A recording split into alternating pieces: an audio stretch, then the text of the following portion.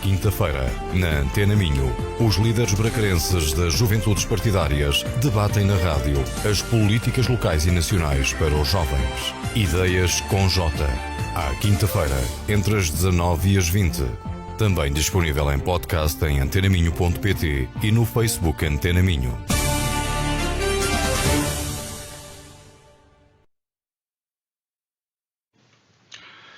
De regresso para mais uma emissão do Ideias com Jota, na quinta-feira, com repetição ao sábado, entre as 9 e as 10. E para quem nos ouve ao sábado, é o Dia Internacional da Mulher, e é também aqui uma referência que fazemos para aqueles que nos acompanham, efetivamente, na repetição do programa de sábado. De resto, o Ideias com Jota pode ser também acompanhado através do canal YouTube e também das redes sociais da Rádio Antena Minho e do Jornal Correio de Minho na rede social Facebook.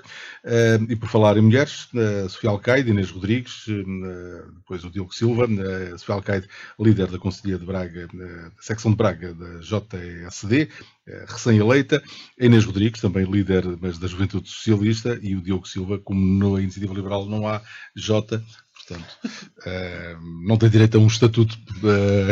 Mas neste momento já sou vice-coordenador do núcleo da Iniciativa Liberal de FAF, portanto. Muito bem, então fica aqui essa referência e o seu a seu dono. Vamos começar, e o programa de hoje vai incidir essencialmente sobre uma crise política que de repente desabou sobre o sistema político português.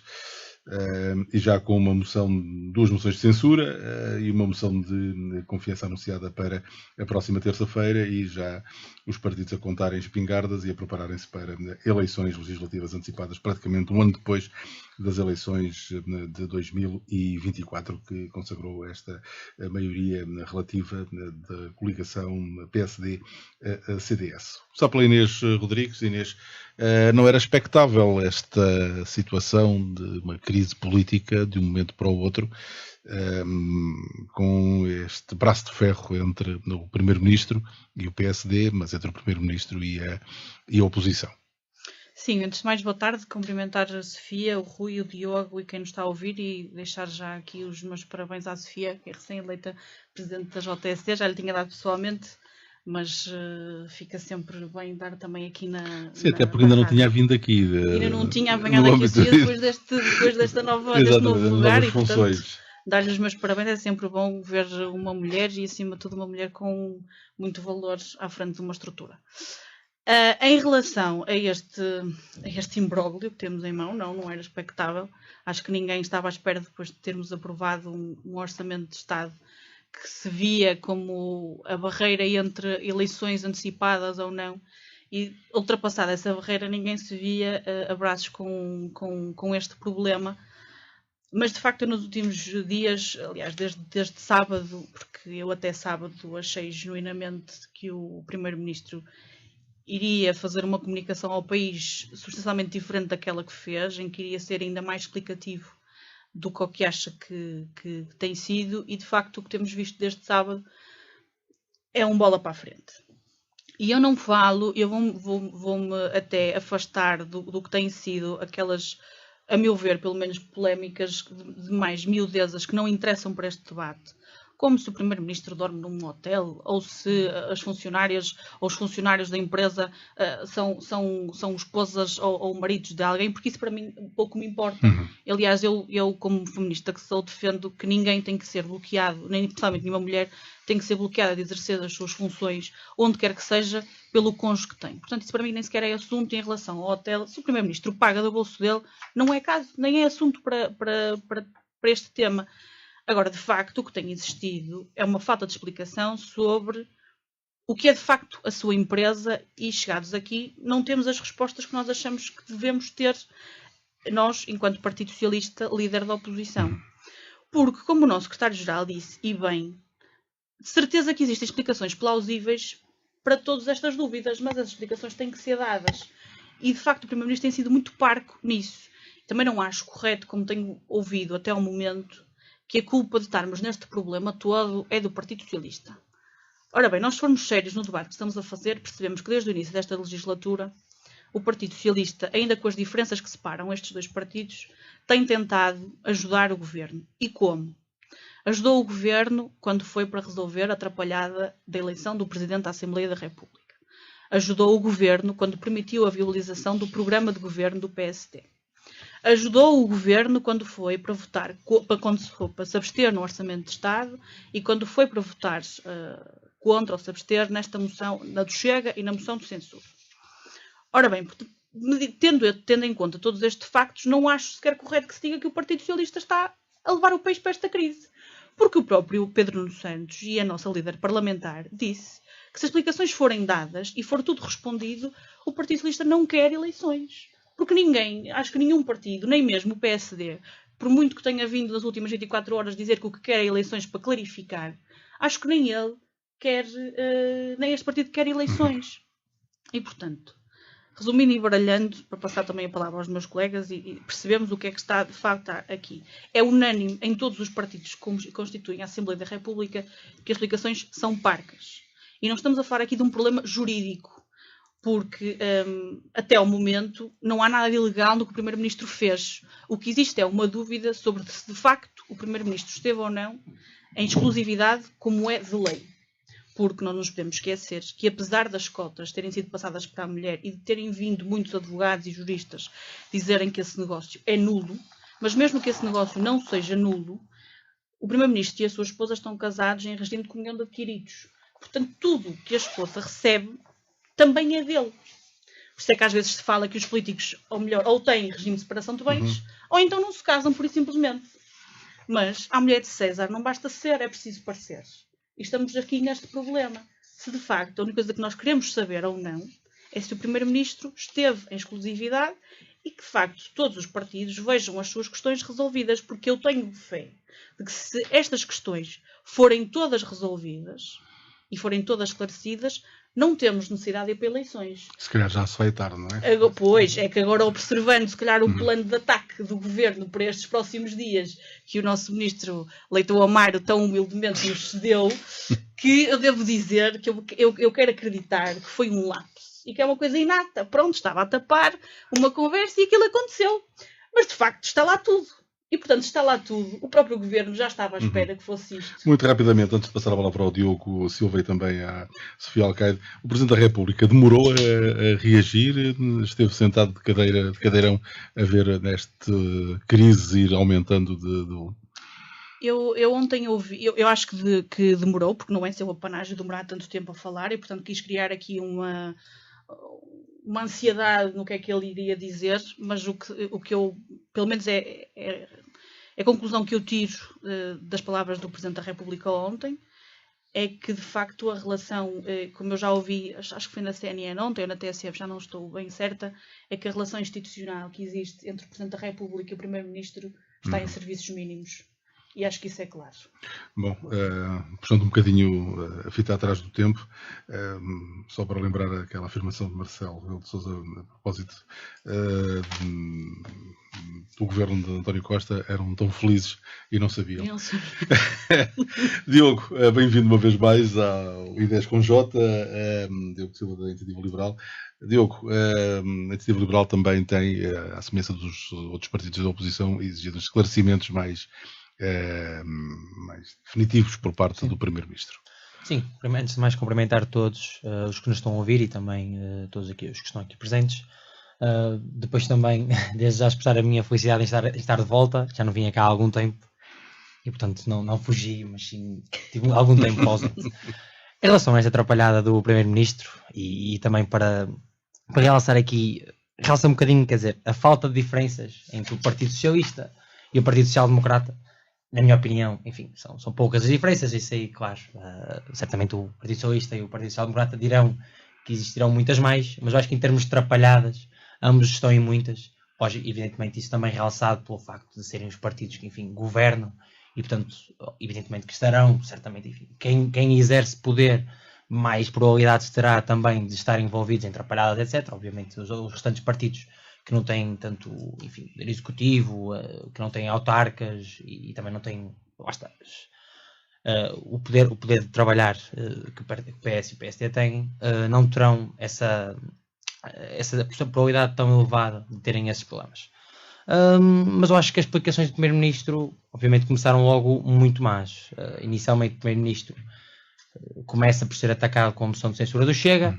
O Chega obviamente vem tentar tapar os buracos internos que tinha, tentando atirar para cima do Primeiro-Ministro e do atual Governo a sua casa, a casa que tinha a arder, tentando que as pessoas esquecessem um bocadinho o que estava a acontecer na sua própria casa. E pronto, e tudo parece bastante esclarecido. O Primeiro-Ministro dá alguns esclarecimentos, apesar de muito, muito rasos e com pouco clarificados. Diga-se de passagem que até quase que parece que a Ruda deu mais explicações do que o Primeiro-Ministro, mas foi passando, até porque parece-me a mim, pronto, também já estou a atacar um bocadinho a Sofia, parece-me a mim que o Primeiro-Ministro podia ter quase colocado logo um ponto final na situação, colocando as coisas mais claras, e não o fez perante os eleitores que principalmente confiaram nele, sendo ele uma alternativa, supostamente, obviamente, ao Partido Socialista. Depois lá está, vai-se descobrindo uma coisa, outra coisa, até quase que, eu acho quase que as pessoas que não têm tanto tempo para acompanhar, o que é natural, quase que se perdem também as informações. E isto não só deixa Portugal frágil perante a Europa, a União Europeia, porque as pessoas veem que em Portugal parece que é quase impossível governar, quer dizer, parece que não há ninguém que queira governar. Portanto, temos um partido que supostamente se diz diferente, PSD, que não tem problemas, que quer fazer uma alternativa ao PS, depois está a governar e meia dúzia de meses depois, estás a falar de quase um ano, já está envolvido em problemas e ainda por cima quase que numa queda quase que inevitável. Acho que neste momento é inevitável, na minha opinião, a queda é quase certa da Assembleia da República e portanto estamos a ser empurrados novamente para eleições. Isto não só mancha a nossa imagem como país a nível europeu, mas também a nível interno. O que é que os eleitores pensam, principalmente as pessoas abstencionistas, tendencialmente, que são abstencionistas por um motivo, que é, provavelmente não acreditam naquilo que os políticos fazem, e nós percebemos isso, a dificuldade que as pessoas entendem, e mesmo a ideia errada, pronto, que as pessoas têm que as pessoas só querem é poder, e que os políticos querem é poder, e portanto ninguém está lá com boas intenções, e isto só nos empurra para esta bola de neve que tem sido nos últimos anos, que é casos de corrupção em loop, e portanto depois isto não ajuda de todo a uma credibilidade maior, tanto de Portugal na União Europeia, como Portugal a nível interno com os portugueses. Diogo, a mesma pergunta que fiz à Inês Rodrigues. O Presidente da República agiu tarde? Que leitura é que se faz desta demora de tempo? Aquilo que é expectável, porque Marcelo Rebelo de Sousa já deu esses exemplos, já teve essas atitudes no passado, era chamar, enfim, neste caso o Primeiro-Ministro, a Belém para saber o que se estava a passar. Sim, eu acho que depois do Primeiro-Ministro não ter consultado o Presidente da República antes de de ter dado aquele discurso ao país, as relações entre os dois já seriam conturbadas, na minha opinião, mas após isso ficaram ainda mais. Eu acho que também o Presidente da República quis demarcar-se ali e colocar-se em posição de, se eu não sou propriamente importante para ti, ou se não sou consultivo para ti, portanto se achas que não me deves, enfim, de alguma maneira uma opinião daquilo que eu acho do que está a acontecer, acho que também o Presidente da República quis demarcar-se ali um bocadinho e marcar alguma posição. Acho que sim, acho que o Presidente da República, devido à função que tem, deve sempre tentar ao máximo ter uma opinião formulada, acima de tudo também porque tem uma responsabilidade perante os portugueses, que é de passar confiança. E, portanto, o Presidente da República obviamente passa logo quase que um atestado de incompetência ao Primeiro-Ministro com a situação que acontece, e lá está. E depois aí subscrevo totalmente a questão dos serviços, das conversas mínimas, porque de facto acho que sim, acho que neste momento o Presidente da República e o Primeiro-Ministro simplesmente não se entendem, e acho muito difícil, fora as obrigações institucionais, eles se sentarem e terem uma conversa, enfim, sobre o futuro país. E pronto, vamos ver a Sofia Alcaide, da JSD. Sofia, renova as boas-vindas novamente ao Ideias com J. Depois de 2 moções de censura que não passaram, era necessário uma moção de confiança? Não estava já garantida a legitimidade que o Governo agora invoca? Em primeiro lugar... E a estabilidade?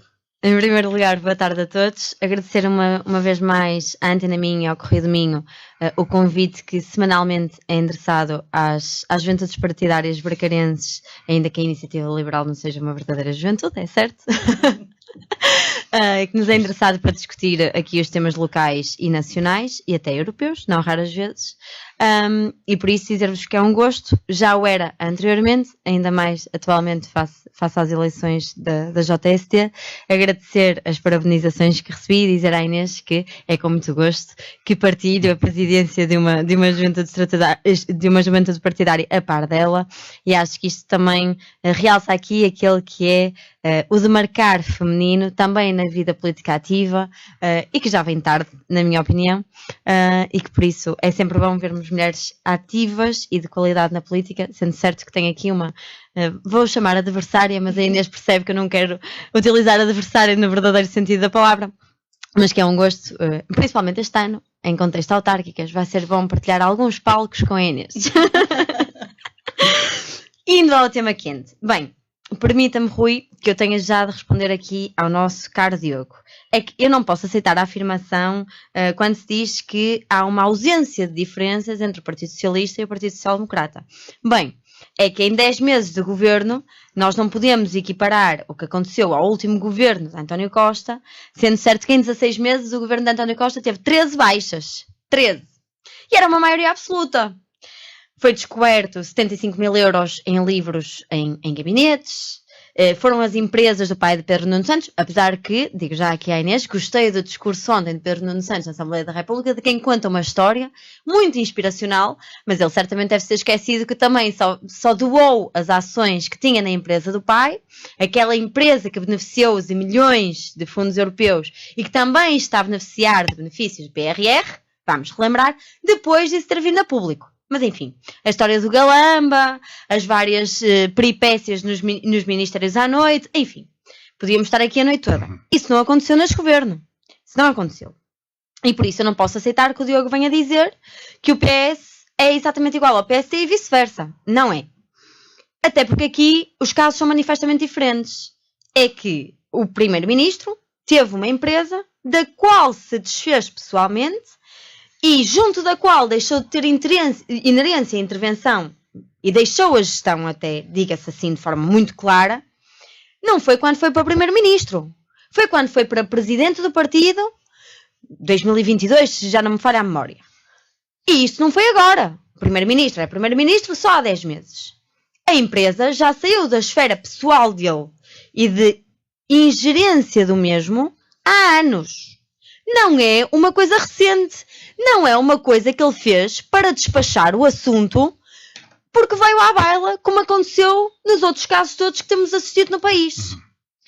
Por isso, é preciso clarificar primeiro isto. Isto é um tema que vem à baila só porque, enfim, depois da moção de censura do Chega, e desculpem, mas eu acho mesmo isto um aproveitamento político puro, depois da moção de censura do Chega, onde vários deputados do Chega, depois de todos os seus problemas pessoais, vamos chamar-lhes assim, seja de casos relacionados com abusos sexuais a menores, seja de furtos de malas, seja de tudo e mais um par de botas, seja das empresas imobiliárias que detêm ainda ao dia de hoje deputados do Chega que estão na comissão a votar a lei dos solos.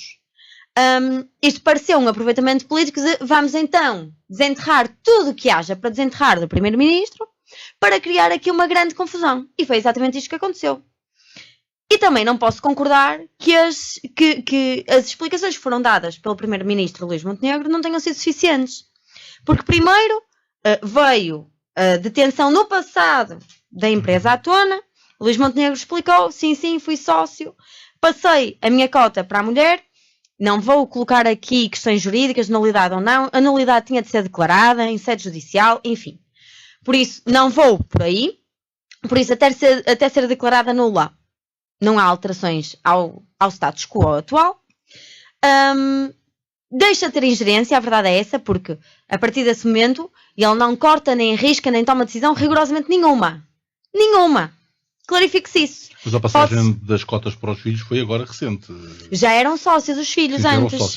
Já eram sócios. E um dos filhos do primeiro-ministro é efetivamente gestor. Aliás, tanto que ele fica particularmente chateado com o deputado Pedro Frazão, depois daquelas declarações, no mínimo lamentáveis, desse deputado, relativamente à empresa que terá sido criada. Bem, eu pelo menos conheço vários cursos onde as simulações de empresas são efetuadas, por isso a mim chocou-me zero. Mas tudo serve exatamente para criar confusão. E é isso que acontece. Primeiro o Primeiro-Ministro veio explicar o que é que tinha acontecido à empresa, a cessão de cota. Não foi suficiente, foi-se então tentar saber quem eram os clientes dessa empresa. Depois de saberem quem eram os clientes dessa empresa, quanto é que recebiam? Depois dessas empresas dizerem quanto pagavam ou deixavam de pagar, quem eram os colaboradores dessas empresas? Como? E deixo já, e aí estou totalmente de acordo com a Inês. Ai de quem tenha de deixar de trabalhar e exercer naquilo que efetivamente exerce e naquilo que efetivamente se formou, ainda por cima que é disso que estamos a falar, e que tenha de deixar de trabalhar porque o seu marido, o seu pai ou o seu irmão exercem as funções que exercem. Então, Rui, desculpe, mas então eu também não estava aqui porque diziam já que o meu irmão João tinha sido presidente da JSC Braga até há 3 anos atrás e eu não podia exercer estas funções porque ele neste momento é adjunto, assessor da vice-presidente da Câmara Municipal de Braga. Surreal. Depois de se verem quem eram os colaboradores, quanto é que esses colaboradores oferiam? Depois de saber quanto é que esses colaboradores oferiam, quais tinham sido as ligações das empresas ou quais não tinham sido. E eu daqui só posso retirar uma coisa. É que, de facto, eu sou muito a favor da transparência e acredito mesmo nisto que vou dizer. Anteontem, peço desculpa, ouvia-se Hugo Soares fazer exatamente os termos comparativos relativamente a Mário Soares e a Francisco Pinto Balsemão. E acho que são 2 exemplos, quer do Partido Socialista, ali da nossa Inês, quer do meu. Perfeitos.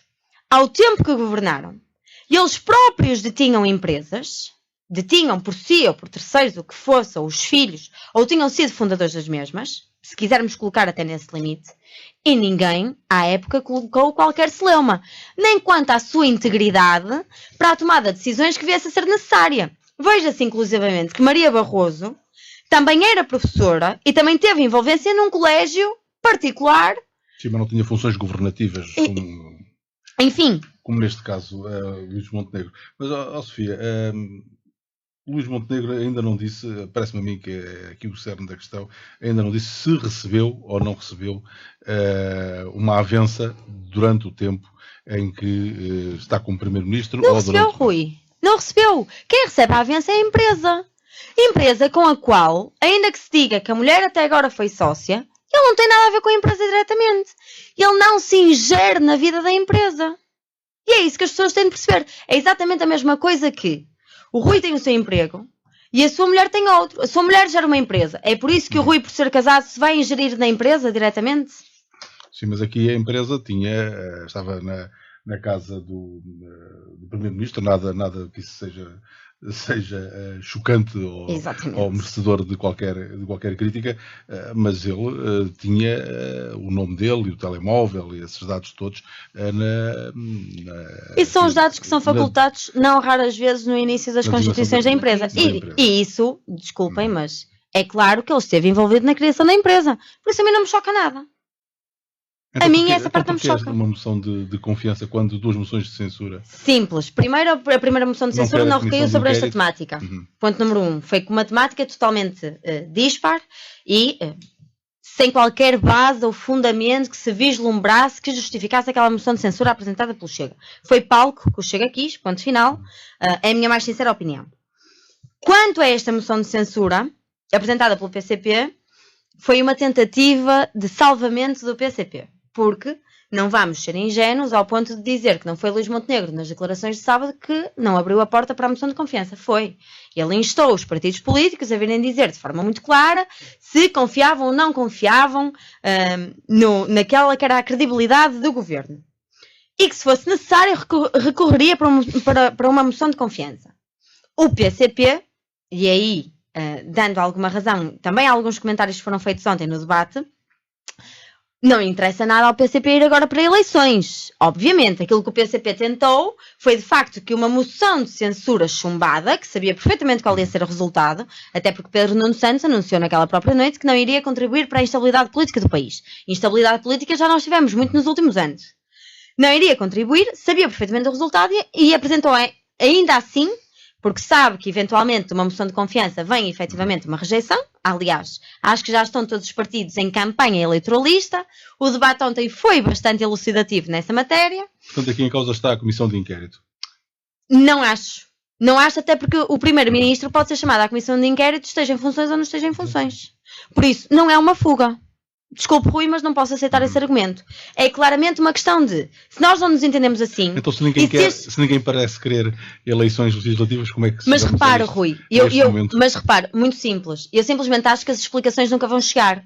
Porque de qualquer explicação que se dê, gera-se um novo sururu. Então, se há, assim, tanta falta de confiança na figura do Primeiro-Ministro, então... Muito bem. Deixe-se os eleitores decidir. Mas deixe-me fazer uma nota. Deixe-me fazer uma nota já de picardia para a Inês. E só a questão... já de picardia para a Inês. E só a questão, já agora, uma vez que coloquei a mesma pergunta, quer ao Diogo, quer à Inês, a questão da Presidente da República. Não acho... Eu gosto muito do Sr. Presidente da República, ainda por cima é um constitucionalista, por isso, obviamente, sendo da área de Direito, tinha obviamente de gostar, mas sempre achei que Marcelo Rebelo de Sousa às vezes pecava por falar demais e intervir demais. Eu pelo menos tenho uma noção do Presidente da República um bocadinho mais estadista, menos comentador, que acho que foi por aí que muitas vezes Marcelo Rebelo de Sousa pecou por intervir demasiado, por dar demasiadas opiniões que às vezes até pareciam extravasar o campo político e o campo das suas funções. Acho que pela primeira vez na vida, Marcelo Rebelo de Sousa fez bem em não gerar a entropia ainda mais na comunicação social. Porque isto foi muito palco e fruto da atividade da comunicação social, que nunca se bastou com todas as explicações que foram dadas. Por isso, continuasse a dar explicações, continuava-se a gerar zum, faço a expressão. A picardia para a Inês. E por isso, quanto ao Presidente da República, não acho que tenha demorado a reagir, acho que reagiu no tempo certo, com dados efetivos face àquilo que vinha de futuro. Ponto final. Quanto à picardia que lance para a Inês, eu também não posso aceitar o comentário que a Inês fez de que o PS tem tentado ajudar o governo. Não, o Partido Socialista tem-se tentado ajudar a si mesmo. Porque, tal como o PCP não queria eleições agora, Pedro Nuno Santos também não as queria. Sabemos bem que os estudos do Partido Socialista estavam a preparar as eleições para daqui a um ano. Porque Pedro Nuno Santos foi muito claro de que, aliás, nem ficava bem depois da instabilidade toda gerada por um governo de maioria absoluta de António Costa e do Partido Socialista, onde ele próprio tinha estado e onde ele próprio tinha criado celeuma, vir agora chumbar o primeiro Orçamento de Estado e chumbar o programa de governo. A única coisa que o Partido Socialista fez foi mostrar aos eleitores que respeitava aquela que tinha sido a sua decisão, para se preparar para posteriormente ter razão ou fundamento para chumbar um próximo Orçamento de Estado e ir a eleições de forma mais segura. Inês. Não vamos ser aqui inocentes. Inês. Eu não posso aceitar isto. Desculpem. A sério, não é... Eu referi na minha primeira intervenção que nenhum partido quer eleições e acredito muito que nem o próprio PSD quer eleições. Agora, o Partido Socialista, como líder da oposição, não se pode inibir de fazer o que tem que fazer enquanto oposição. Mas para o PSD se calhar não será tão mau assim, porque há sempre o papel para o PSD, há sempre o papel da vitimização. Pois, mas há aqui um problema, é que para já... Pronto. E aquela questão que o Diogo levantou, enfim, deste cenário de eleições no espaço de um ano, algum cansaço da população, do povo?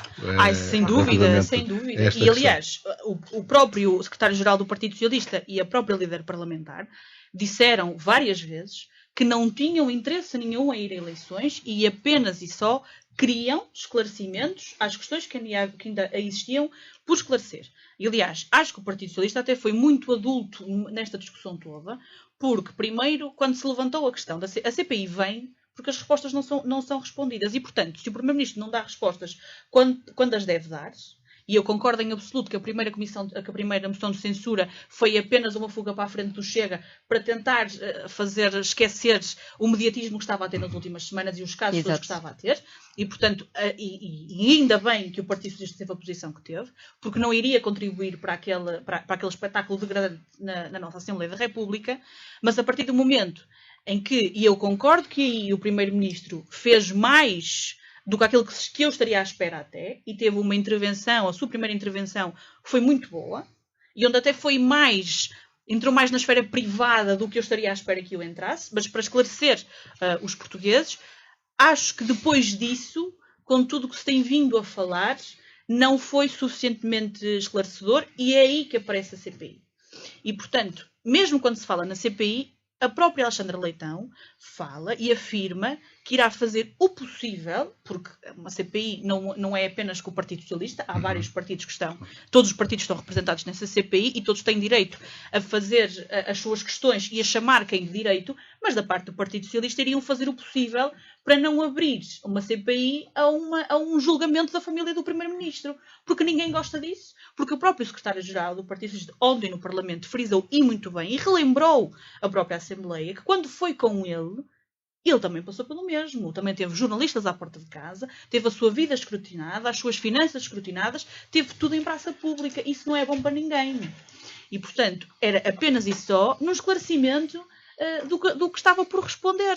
E por muito que eu e tal como eu fui dizer na minha primeira intervenção, até o momento nós não temos nada que seja ilegal. Até o momento não temos, de facto. O Primeiro-Ministro já não tinha a cota nesta empresa, era a esposa que a tinha, os filhos que a tinham, não quis numa primeira instância revelar os seus clientes, os clientes a conta-gotas vieram-se auto-revelar e depois aparece então a declaração do filho do Primeiro-Ministro.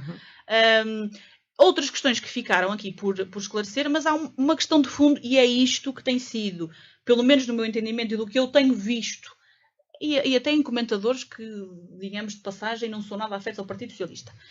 É esta a dúvida que existe, é apenas e só se o Primeiro-Ministro esteve, de facto, a cumprir a exclusividade que lhe é obrigada por lei, porque nós temos aqui uma pequena questão, que no final do dia não é assim tão pequena. É que por muito que o Primeiro-Ministro não esteja com atividade na sua empresa, que tenha cedido a cota à esposa e agora aos filhos, ele tem um regime de casamento diferente do que quem está, por exemplo, em regime de separação de bens ou não está sequer casado. Portanto, os dividendos que a esposa acabaria por receber por ser sócia da empresa, ele vai recebê-los na mesma. Este, para mim, é o ponto que está em discussão. Eu estou-me completamente a abstrair de tudo o resto, porque nós chegamos a uma altura em que já estamos a meter tudo no mesmo pacote. E já são, porque é que ele não fica em São Bento, porque é que é isto e porque é que é aquilo. Desculpem, é só absurdo. E aqui eu não quero fazer a defesa do Primeiro-Ministro, até porque a Sofia o faz muito bem, mas nós todos conhecemos o Luís Montenegro. O Luís Montenegro não é uma pessoa desconhecida da sociedade portuguesa, é um político já muito antigo e todos sabemos o passado do Luís Montenegro. Sabemos perfeitamente, e até nas próprias declarações de interesse que ele entregou na Assembleia da República, que ele, se quiser passar um mês num hotel, passa. Ponto. Sim. E, portanto, se é dinheiro, se é património que é dele, é isso. Se ele tem possibilidade de ficar, porque é que ele tem que ficar em São Bento? Não tem. Ninguém tem de se meter nisso. Fica se quiserem. Claro. Estamos a misturar. Sim, são questões laterais que não interessam realmente para aquilo que é essencial. E o que é essencial é saber se o Primeiro-Ministro efetivamente está mais nada. E da parte do Partido Socialista, e por isso é que eu não consigo aceitar estas declarações da Sofia. É que, de facto, às vezes nós perdemos-nos nestas políticas cor-de-rosa e política de vão de escada, mas eu acho genuinamente que o Partido Socialista tem tentado ser o adulto no meio desta chincana toda que temos visto na Assembleia da República. Tem pedido esclarecimentos apenas e só em regime de exclusividade e do que é seu direito de pedir. Tudo o resto não nos interessa. E se essas explicações tivessem sido dadas na altura, eu não concordo com a visão do Primeiro-Ministro de que acha que as explicações nunca vão ser suficientes. Neste momento, interessava dar as explicações que o Partido Socialista quer enquanto líder da oposição e este problema ficava resolvido. Porque já ficou provado no passado que quando é preciso ser o adulto na sala e aprovar, seja o nome do Presidente da Assembleia da República, seja um programa de governo ou orçamento de Estado, nós temos o interesse do país em primeiro lugar. Mas não nos podemos esquecer dos nossos valores matrizes e do que é o nosso papel enquanto líder da oposição. Diogo.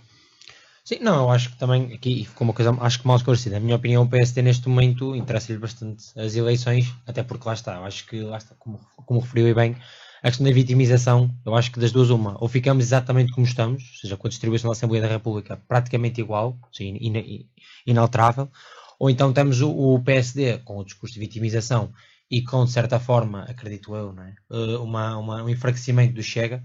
O PSD certamente poderá beneficiar-se por aí. Eu acho que o PSD parece-me a mim, está a trabalhar nesse sentido de tentar, lá está, precisamente um bocadinho à imagem daquilo que fez o Partido Socialista, que de resto, quando conseguiu a maioria absoluta, um bocadinho pegando nisso como exemplo, apesar de serem situações que eu acho que não são totalmente equiparáveis, né? Porque são diferentes naturalmente na sua gênese. Apesar disso, eu acho que o PSD tem essa visão de que é possível reforçar o poder e serem mais, enfim, e terem mais algum poder de margem de manobra que não têm neste momento na Assembleia da República devido à distribuição de deputados. Depois, em relação, lá está, esta questão das ilegalidades.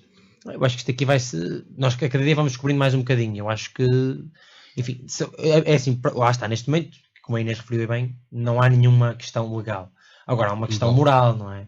Isso, é assim, isso aí depois vai um bocadinho do que cada um pensa, lá está, precisamente do que as pessoas pensam, do que nós pensamos, até um bocadinho como indivíduos, daquilo que deve ser o comportamento de um primeiro-ministro.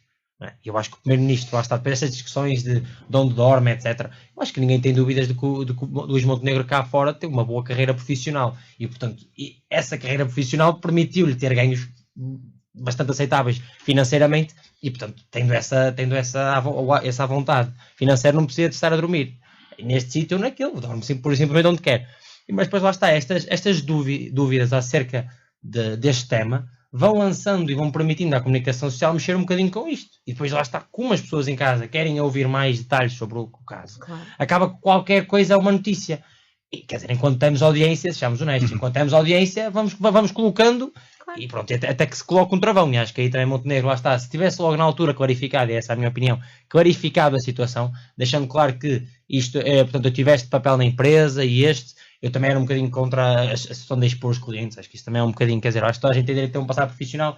Isso também, se queremos políticos um bocadinho diferentes, acho que o temos que querer e não, por exemplo, ou seja, isso também é uma opinião que eu tenho pessoal, da questão dos políticos que vêm das Jotas e depois fazem todo o caminho político, apenas e só, e não têm um percurso cá fora. Não sou contra, mas também acho que deve haver abertura, quer dizer, se não temos um governo com pessoas independentes, como este governo tem, e é de realçar também isso, com pessoas que têm um passado profissional cá fora, que tenham lá está precisamente a experiência que Montenegro tem. Isso é interessante, não é? Portanto, se nós também queremos ter esse tipo de pessoas na política, também nós podemos, à primeira oportunidade, expulsá-las da política e dizer, não, nós queremos uma pessoa que tenha totalmente estes valores morais, etc. Porque, quer dizer, somos honestos, a gente ao longo do seu percurso profissional vai ter um erro ou uma associação não tão bonita, quer dizer, não que seja de forma moral, não é? Se for ilegal é outro ponto. E portanto também se queremos ter precisamente essa política diferente, essa política que passa às pessoas, que quem está na política não está cá pura e simplesmente por ganhos financeiros, também temos que ser um bocadinho razoáveis naquilo que é uma crítica, enfim, que deve ser feita, que devemos escrutinar o Primeiro-Ministro pela função que tem e pela responsabilidade que assumiu perante as pessoas e perante o país que é Portugal. Mas depois também temos que ter um bocadinho a razoabilidade de entender o que é que deve ser julgado e escrutinado e o que não deve ser. Eu acho que neste momento também em praça pública estão a ser escrutinadas muitas coisas acerca do primeiro-ministro e da sua família que não deveriam ser. Sem dúvida. Sofia. Bem, eu de facto, agora o Diogo nesta parte final acabou por não me tirar um bocadinho a palavra, até porque há bocadinho já ia brincar com o Diogo no sentido de eu até gostava de ver se a iniciativa liberal, com os seus padrões económicos bastante liberais, defensores das empresas e afins, como é que seria se chegassem um dia ao governo e o escrutínio que ia impender sobre um governo criado sob a égide da iniciativa liberal, certamente eles todos ou quase todos com influências em empresas e com clientes e com grandes teias. Por isso, aqui honestamente e brincando aqui com o nosso liberal de serviço, pagava para ver como é que isto se ia criar. Se isto já foi esta gincana com Luís Montenegro, e eu pagava para ver como é que seria com um governo inteiramente composto de liberais. Acho que ia dar pano para mangas na comunicação social. Acho que é diferente, mas percebo o que queres dizer. Vamos ver um dia. Quanto à Inês dizer que eu não disse que o PS não tem sido adulto. Eu acho que o PS tem sido responsável, como se exige a um partido que representa eleitores, o ser em contexto da Assembleia da República. Só acho é que uma coisa é ser-se adulto e responsável, outra coisa é estar a querer ajudar o governo. São duas coisas distintas. E o que eu não aceito é que se diga que o Partido Socialista tem ajudado o governo. Pronto, não. Não ajudou o governo. Não ajudou. O Partido Socialista auto-ajudou-se. São coisas distintas. E obviamente, e isto não é uma crítica, atenção, faz parte daquilo que é a gestão política. Foi uma ajuda interesseira. Ora, exatamente. Vamos falar. Deixa-me perguntar uma coisa. Mas tu achas genuinamente que o voto favorável ou a abstenção no Orçamento de Estado não foi também prejudicial para nós? É que acho que não. Toda a envolvência é que isto de facto também é uma mostraram-se um partido responsável face a todos os escândalos posteriores no governo de António Costa. Mas votarmos um orçamento, ainda que através da abstenção, mas que permita a viabilização de um orçamento que de facto não era nosso. Até seria contraditório depois de se terem abstido no programa de governo também. Eu vou deixar a Sofia concluir, mas eu aqui discordo um bocadinho dela. Eu acho que votar a abstenção num orçamento que não é nosso e com as divisões que nós tivemos e que foram públicas e muita gente veio falar. Mas divisões que também foram trazidas pelo Partido Socialista de forma manifestamente exagerada e com exigências que, diga-se também, foi o governo, também deu passos no sentido de se acordar em prol da estabilidade do país. Claramente, mas por isso, houve vários adultos na sala. Acho que isto... O que é curioso é que a estabilidade que norteou a aprovação do Orçamento de Estado esteja agora colocada em causa. Claro, obviamente, mas está colocada em causa e isso, Pedro Nuno Santos, não é parvo nenhum. É que afasta-se da instabilidade. Obviamente que, politicamente falando, até para o eleitorado muito próprio do Partido Socialista, não poderá aprovar uma moção de confiança. Mas também seria muito irresponsável que em moções de censura, fosse ela do Chega, fosse ela do PCP, pelos motivos que na minha ótica subjazem a uma e a outra, parece-me a mim que Pedro Nuno Santos também não se podia colocar na posição de fazer com que aquelas moções de censura fossem aprovadas. Porque aí sim passaria ele a ser o responsável puro pela estabilidade política do país. Sofia, e a questão da vitimização faz sentido? O PSD é quem tem mais a ganhar com eleições? Sinceramente, dizer já de forma muito clara, parece-me muito cedo para que se estejam a fazer leituras de quem é que irá beneficiar com esta instabilidade. Há uma coisa muito clara, que é, de facto, se nós queremos ter políticos a fazer política de forma séria e até de forma algo independente e afastada de alguns lobbies que se queiram chamar, ou de alguns grupos de influências, temos efetivamente de permitir que quem tem passados políticos, passados profissionais, peço imensa desculpa, que exerçam efetivamente essas funções políticas que certamente o farão de forma independente, também porque sabem que um dia que saiam da política têm para onde voltar, têm um historial passado. Porque senão, então só estamos aqui a contribuir para que quem faça política tenha saído da JSC para cargos políticos, ou quem fala da JSC, das mais juventudes partidárias. E que nunca possa ter, por exemplo, imagina Rui no limite do que isto é. Neste momento sou assistente convidada na Universidade de Minho. Veja se um dia eu chegasse, que certamente isso não acontecerá. Veja se um dia eu chegasse ao governo e até fosse parar à pasta do ensino superior. Iam às tantas colocar em causa a minha credibilidade para estar a tomar decisões relativas ao ensino superior porque um dia já fui assistente convidada numa universidade. Mas também colocava em causa, por exemplo, o próprio Fernando Alexandre, não é? Exatamente. Mas faz sentido. E aí não é o caso. Não, mas estamos a falar de não faz sentido. A mim não me parecem assim tão diferentes. Não me parecem assim tão diferentes. A última hora é que se a Sofia algum dia chegar a ministra, temos uma pasta de ensino superior no governo. Inês, agora aproveitaste tudo. Temos uma pasta de ensino superior. É verdade. O primeiro-ministro disse ontem que a oposição estava a criar um poço sem fundo, mas, enfim, até à altura das eleições, e previsivelmente haverá eleições, vamos ver se o poço está sem fundo ou se haverá um fundo neste poço político que, entretanto, se foi escavando. Eu queria ainda dar oportunidade ao Diogo Silva de falar de um assunto que ele também propôs e que tinha a ver com a inclusão das nacionalidades, da nacionalidade no relatório anual da segurança interna. Sim, qual é a preocupação? Sim, não, até porque era um bocadinho um tema para fugir ao tema principal, que eu já sabia que seria este. E assim também já não temos esta medição de quem é que faz mais trapalhadas do PS ou do PSD. Pronto, enfim, se calhar não chegamos a nenhum. Aí ele também quer entrar nas trapalhadas, sabe, Rui? A ponto é esse. Não temos nenhuma. Atenção. Se calhar é o que diz a Inês. Deixa-me amplificar o seu pensamento. Se calhar já nas autárquicas em Braga. Pois é isso, se calhar não, mas esperemos é que não haja atrapalhadas. Esperemos é que haja. Pronto, aí já está a jogar um bocadinho o assunto, não é? Ainda vamos ver a Iniciativa Liberal a defender com unhas e dentes o Partido Social Democrata.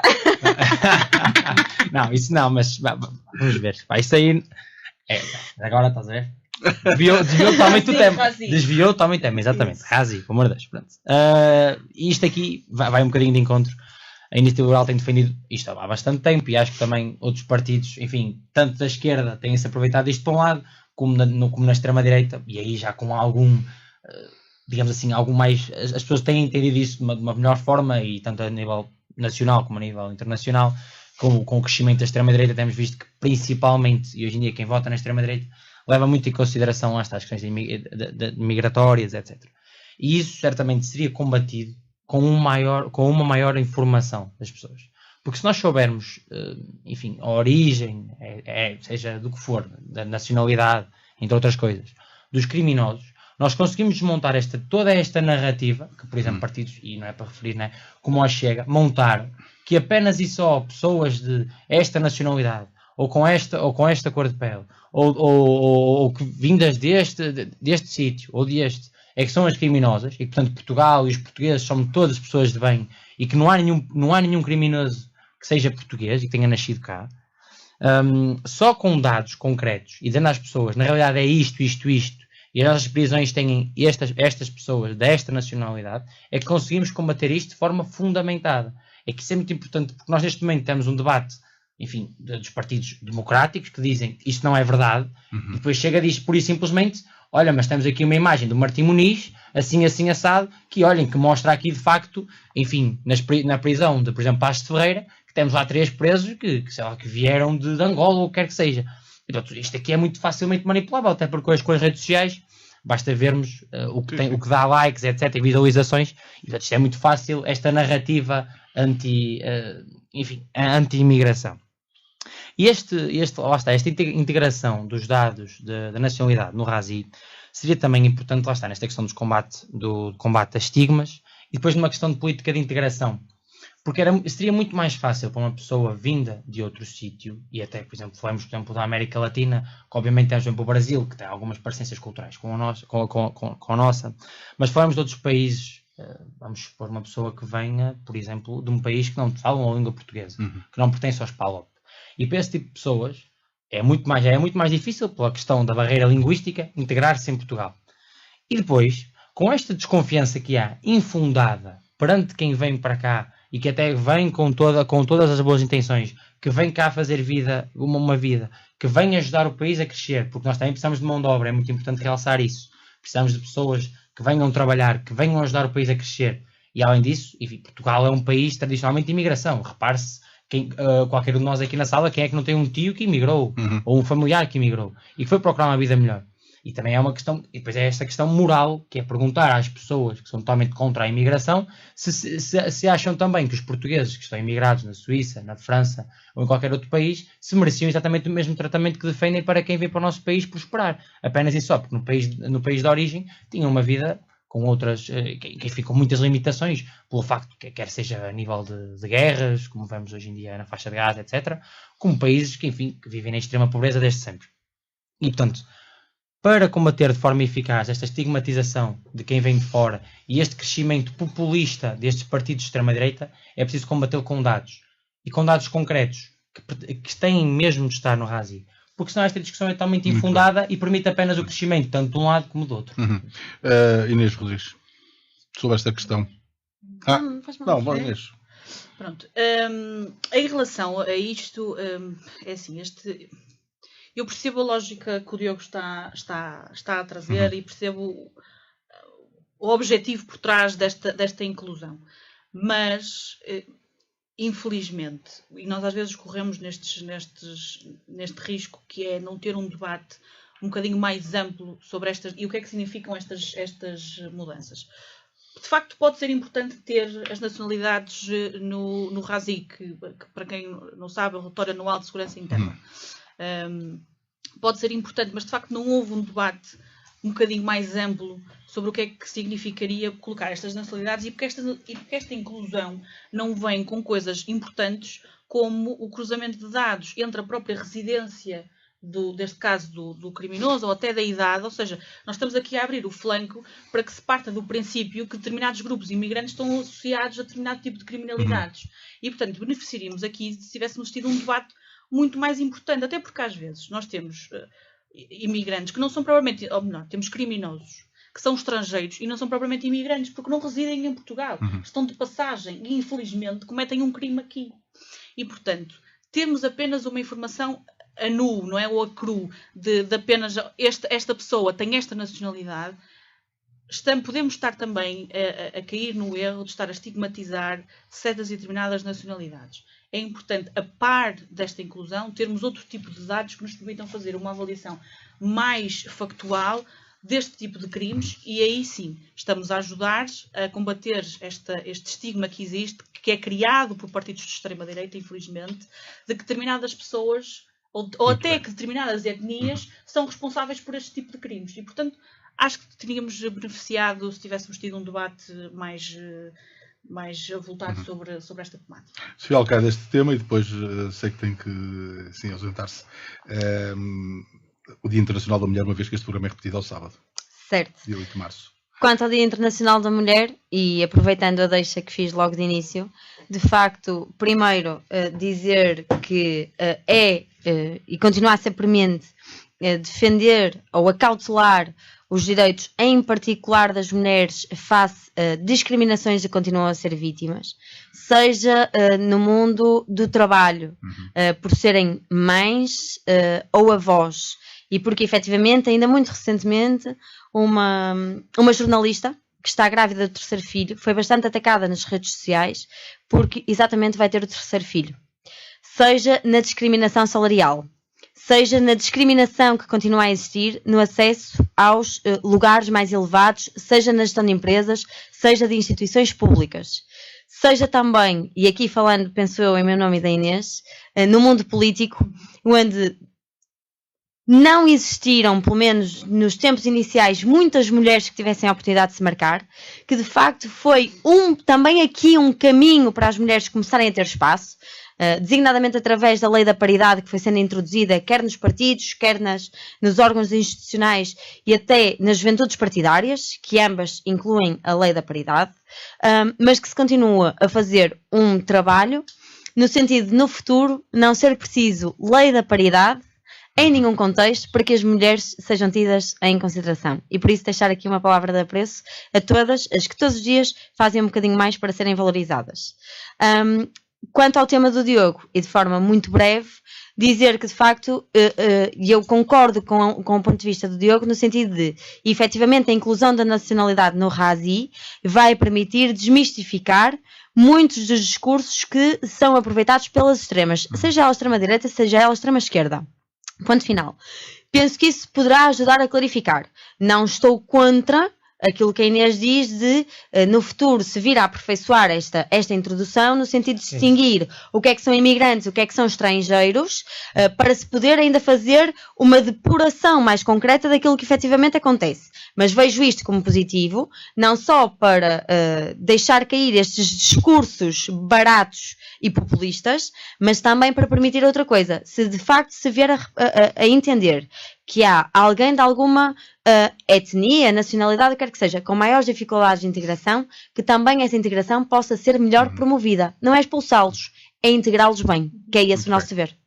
Inês, Dia Internacional da Mulher. Sim, quero... 8 de março, este programa, como eu disse, é repetido precisamente no sábado.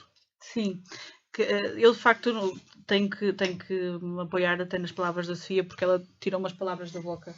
De facto faz falta mais inclusão feminina na política, mas também na própria sociedade civil, porque nem tudo é política nesta vida, e portanto é preciso dar espaço e dar oportunidade para que as mulheres se mostrem ainda mais, e este dia, que é efetivamente o Dia da Mulher, e que às vezes nos focamos apenas e só neste dia, mas que sejam 364 dias da mulher, onde todas elas tenham oportunidades de vingar nas áreas que querem. E portanto, e também, pegando também nas palavras da Sofia, de que de facto as mulheres, e principalmente os jovens e as jovens mulheres, ainda têm um caminho muito tumultuoso face ao sexo masculino, e sejamos nós, não só enquanto líderes de uma juventude partidária, mas também enquanto políticos que os somos e que queremos continuar a ser, continuamos a pugnar por medidas que ajudem de facto a que estas mulheres vinguem mais na vida e tenham mais oportunidades, e que de futuro não seja necessário as cotas, porque, para finalizar mesmo, eu tenho uma camarada minha da Madeira, a Célia Pessegueiro, que diz que as cotas são como os aparelhos dentários. São feios, custam, mas fazem falta. Muito bem. Portanto, neste momento, as cotas é isto. Diogo, a Iniciativa Liberal, que tem uma candidata à presidência da República. Sim. Sim, não, se calhar também não misturando as coisas, não é? Ou seja, eu acredito que isso é bastante importante também, lá está, precisamente por esse crescimento. Sim, não é pelo facto de ser mulher, obviamente. Sim, claro, não, mas precisamente por esse crescimento das mulheres, está na política, precisamente, e hoje temos aqui duas mulheres fantásticas a discutir política, acima de tudo é isso que é importante, porque antes infelizmente não o tínhamos. E, portanto, também de realçar isso, acredito que, como elas já disseram, acho que elas disseram tudo. Foi. Portanto, esta parte ambas as intervenções não mexeria em absolutamente nada, sem ser na parte da paridade, porque acho que aí sim, acho que temos que ter uma evolução a ponto dessa questão nem ser uma questão, ou seja, de termos também a igualdade, que simplesmente isto nem é preciso existir, e, portanto, as mulheres têm exatamente a mesma oportunidade de participar na vida política e na sociedade civil como os homens, contudo acho que sim, já teve a sua importância, mas lá está, agora também desejar a todas as mulheres um feliz dia da mulher, e é isso. Agradecer a presença do Diogo Silva da Iniciativa Liberal, da Inês Rodrigues da Juventude Socialista e da Sofia Alcaide da JSD. Marcamos encontro para de hoje a 8 dias para mais um Ideias com Jota. Obrigado. À quinta-feira, na Antena Minho, os líderes bracarenses das Juventudes Partidárias debatem na rádio as políticas locais e nacionais para os jovens. Ideias com Jota. À quinta-feira, entre as 19 e as 20. Também disponível em podcast em antenaminho.pt e no Facebook Antena Minho.